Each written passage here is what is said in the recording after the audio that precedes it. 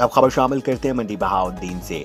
Chairman district ज़कात committee मंडी बहाउद्दीन चौधरी मोहम्मद हसन ने कहा है कि ज़िला के 2673 मुस्तहिकीन ज़कात को फ़ीकस 9,000 रुपये और 118 नाबीना अफराद को फ़ीकस 12,000 रुपये अलाउंस जारी कर दिया गया है। चेयरमैन डिस्ट्रिक्ट ज़कात कमेटी ने कहा है कि ज़िला के तकरीबन 3150 मजदूर और दिहाड़ीदार लोगों को जो कि लॉकडाउन की वजह से मुश्किलात का शिकार हैं, इनका डाटा इकट्ठा किया जा रहा है और इनको बहुत जल्द ज़कात फंड्स के जरिए माली मामनत अदा की जाएगी। चौधरी मोहम्मद हसन ने कहा कि मुश्किल की इस घड़ी में हम गुरबा और मस्कीन के साथ खड़े हैं। इस बार मुस्तहिकीन को पूरी रकम मिलेगी और इस बार मोबाइल कंपनी की जानिब से की जाने वाली कटौती भी नहीं हो गई। हमें रिपोर्ट कर रहे थे मलिक रऊफ ज़ुबैर।